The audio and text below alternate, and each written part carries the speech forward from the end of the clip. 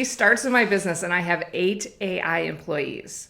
And she comes back on the first day of using it going, your employees suck. Do you remember that? They were kind of bad. Hey, welcome to the podcast, everyone. This is the AI to Simplify podcast. I'm Tara and this is Lexi, and we are going to do a new podcast on how to use AI to simplify your life and your business. Welcome, Lex. Yes, it was. I love it. So good. So today we are going to talk about AI and women, because we have been putting out on social some videos, and one in particular has done pretty well where we're talking about women's involvement in AI. And so that's going to be the title of our first podcast. So before we jump in, let me just give you a little bit about us so you know who we are. I'm Tara. I am a communications professor by trade. I'm also an entrepreneur. I have run so many businesses from Hammer Time Home Improvement. Like, what have I done, right? So I've done construction. I've done this is what happens. Amazon. This is what happens at this age. Okay, so I've done Amazon. I've done lotions. Lotion. Stop.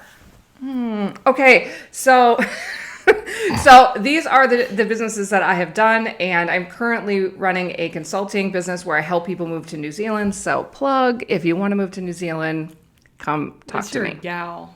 This is it. She and knows so everything. We have been running that for about the last 3 years. I have a YouTube channel called Kiwi Americans. You can find me across all social media under Kiwi Americans. And this is my daughter, Lexi.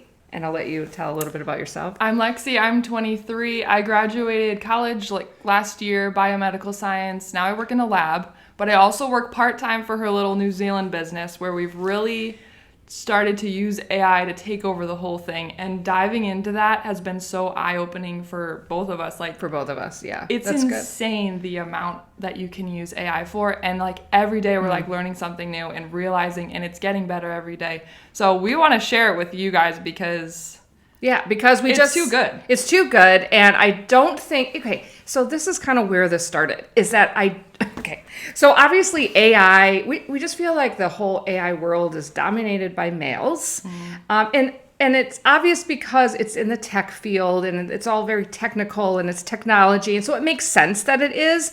But now that AI has come to where it is right now, we just really think that it's very practical in use, and we have been using it, and we have been simplifying our lives. We have been simplifying our business. And so now we want to show other people how we're doing this. And sometimes I think it's just about speaking the female language around things. People say, oh, you can do this with AI, and maybe females don't really do that, right? So in this podcast, we're going to talk about everything that we do and how we use it.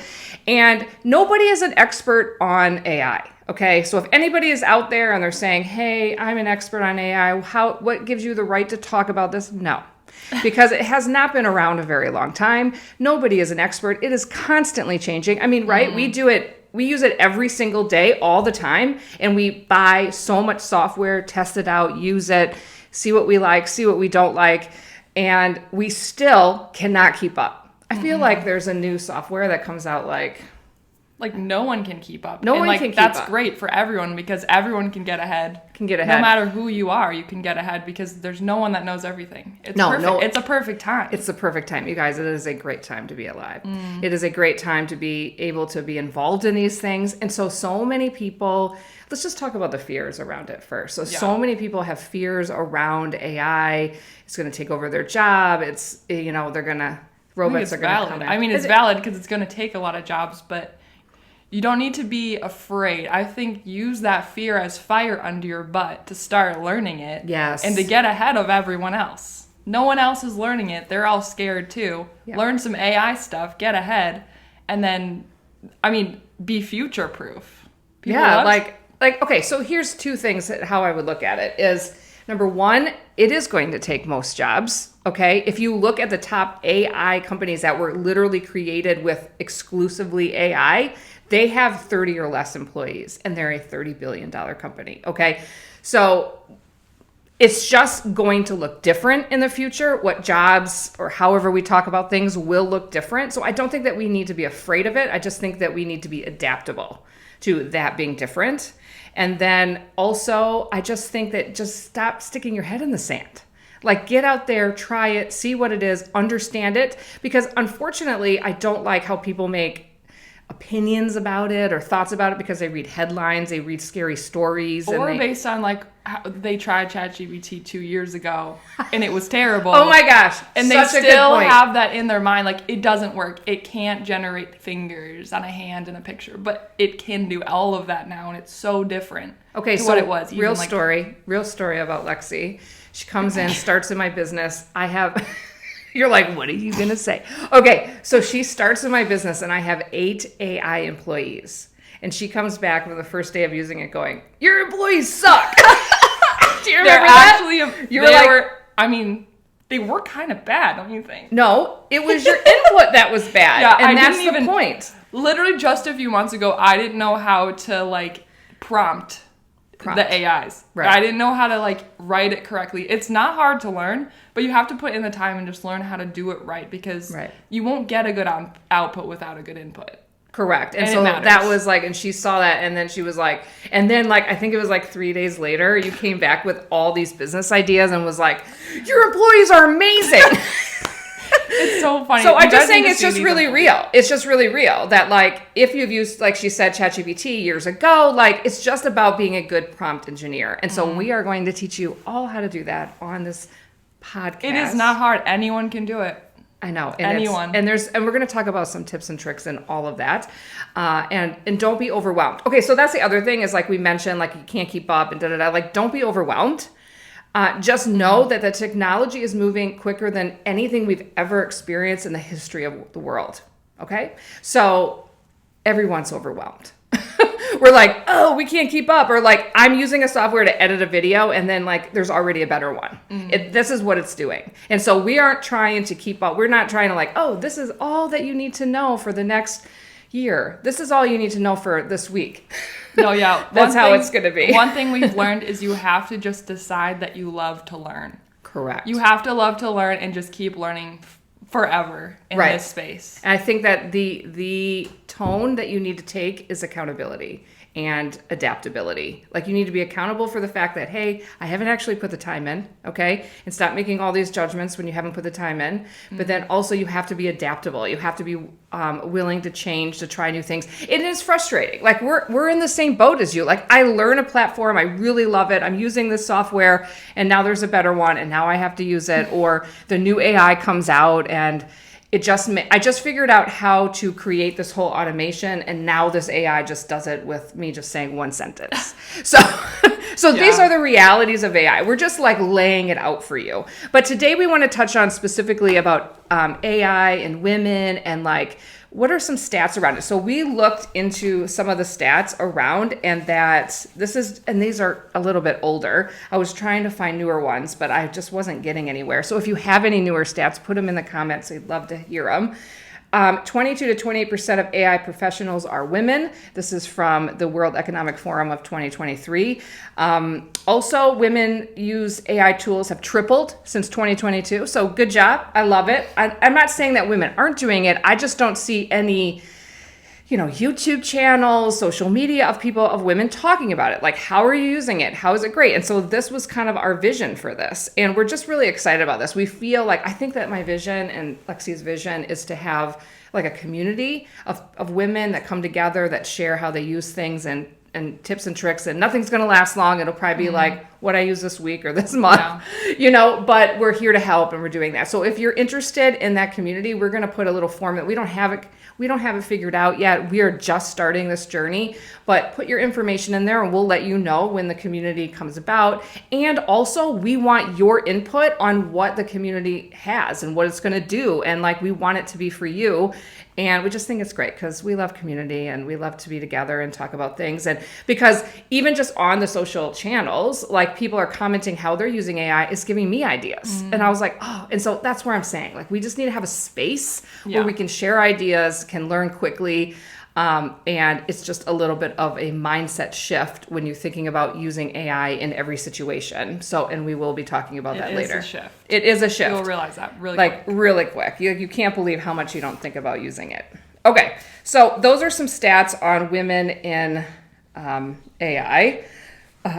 And I just think it's going to grow. And I just think that we've gotten to the point, the main point of doing this podcast is that we've gotten to the point in AI that it's useful now in so many things.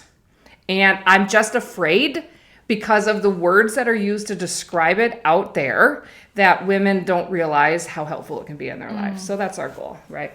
Yeah. Okay. Yeah. So let's talk about, we like to make these very short, these podcasts, and value driven. So we have been coming up with ways in which we have used AI. Now, we use tons of software.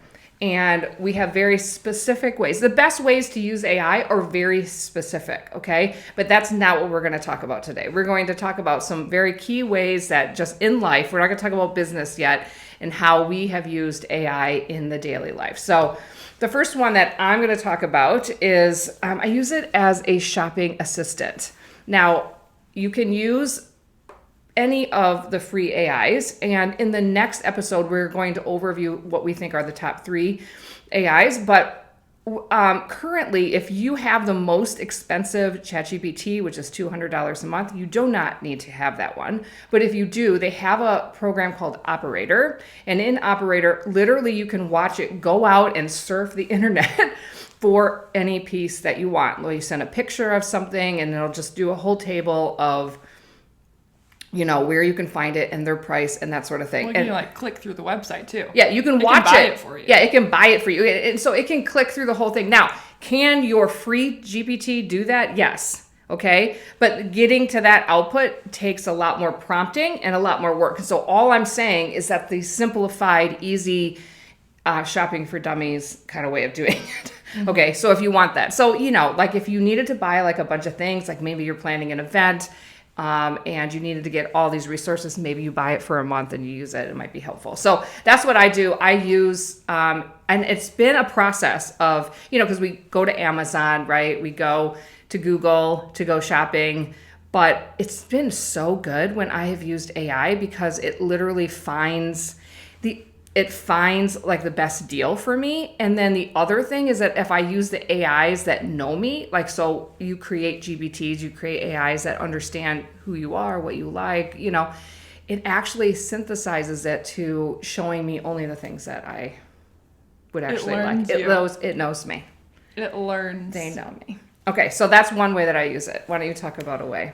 One way I've used it a couple times is travel planning. So, you can always Google top 10 places to go in Vegas, or you could give the AI how many days you're there, your budget, what you want to see, and it will lay out exactly day by day an itinerary. And I love a good itinerary. I love to follow a plan and not just have no plan.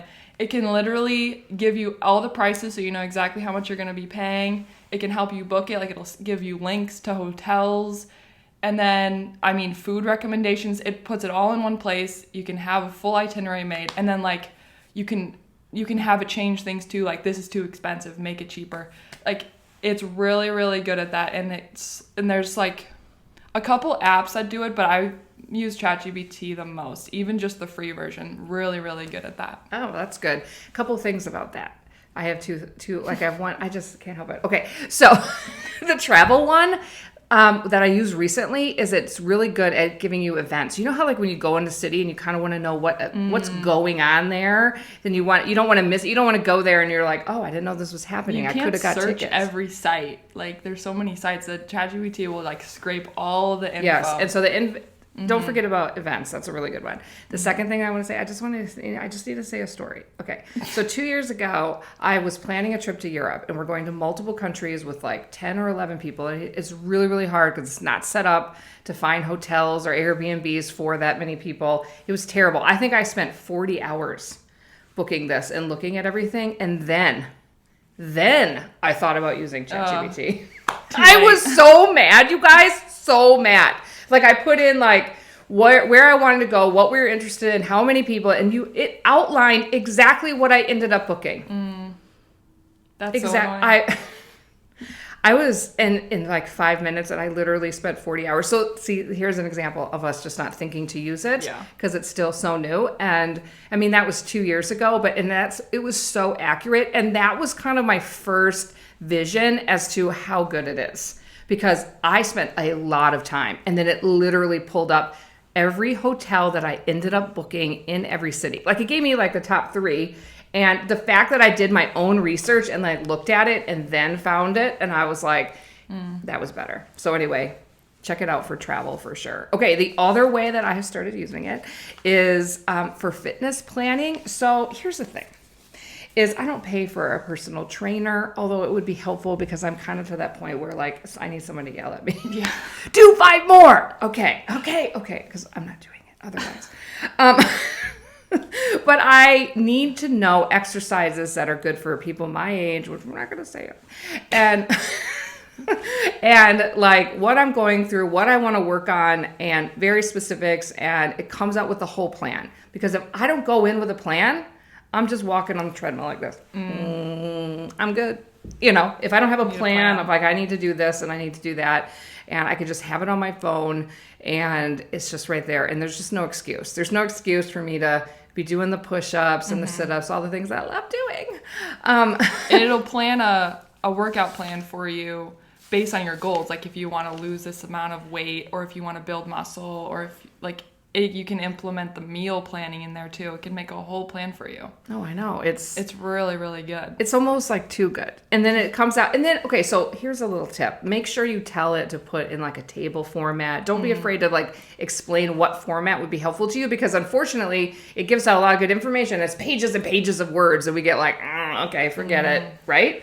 Like, how do I do that? So I even tell it like, put it in a table that would fit on a mobile phone size. And then I just screenshot it, and then that's what I do. Anyway, that's my tip.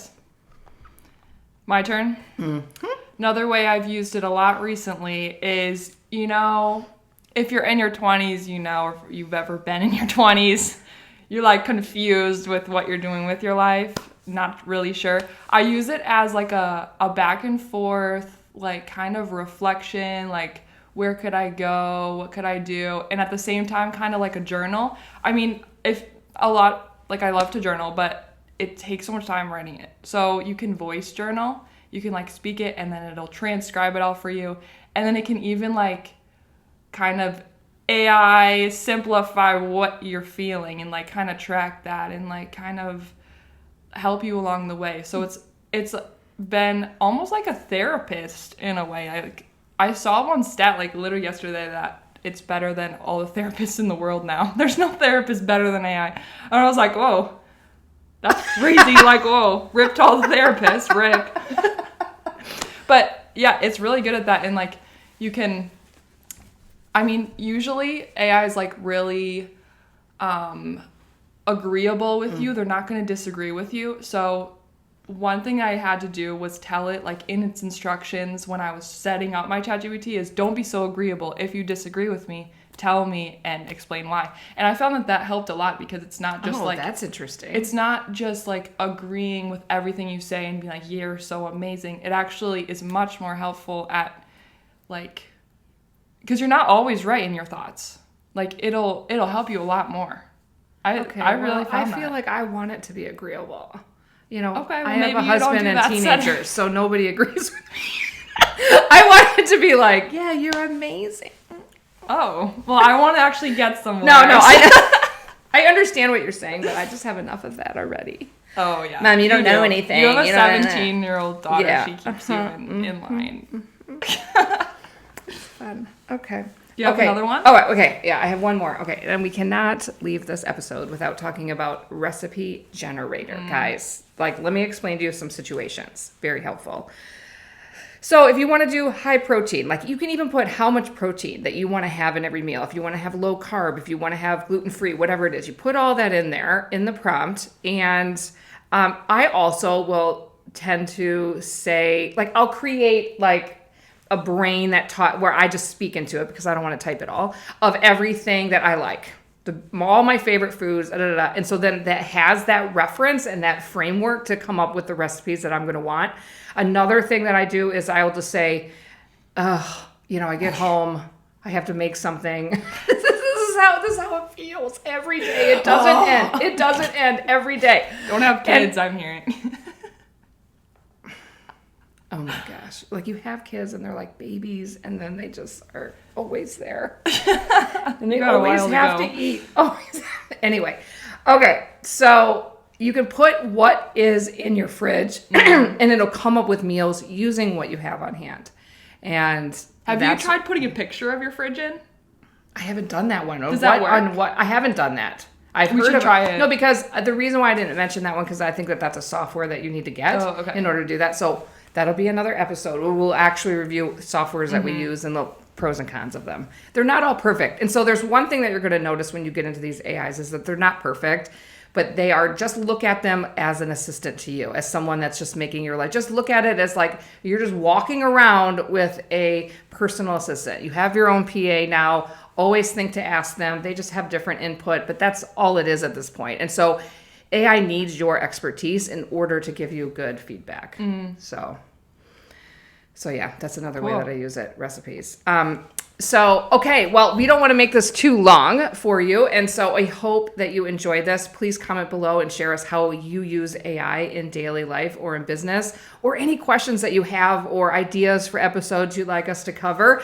But before we go, I want to give everybody a challenge. Every week, I want you to be challenged. So this week, I want you to get on any of the free AIs, whatever you want. If we're on ChatGPT, Gemini, Grok, whatever, Claude, whatever you want to use. And this is what we're going to say. Think about what you don't like doing every day, what you don't like doing every week, a task that you don't like, and see if AI can simplify that for you. Okay. I think that's a good way to start because I hate grocery shopping and I hate and it's just like, I know a lot of people love it. Oh, good for you. Okay. But, what would you put in to the AI to simplify your grocery shopping? My grocery shopping. Yeah. So it's just like the way that I use it is I have it come up with the recipes and then it tells me all of the groceries that I need. And then I still need to go because like if I send somebody else and what the heck they come back with and you're like, really? Okay. And food isn't cheap. And so you're just like, I just need to go. But it simplifies that for me. It comes up with the whole list. Just figure out something that you don't like doing, or if you need to make a hard decision, like Lexi talked about, or you have a trip coming up. We have lots of great comments on our social media about somebody just like planned a wedding with it. Somebody just is using it like in their career, and they go into detail. So you can check those out. We'll link those below. And then also just fill out that form if you want to be part of the community that just we're just learning together. That's basically what we're doing. And then make sure you check out the next episode because we are going to talk about the top 3 free AIs that we think you should use. And we're going to talk a little bit more about how to be good prompt engineers. So thanks for joining us. Thanks for joining the pod. See you next time. See you next time.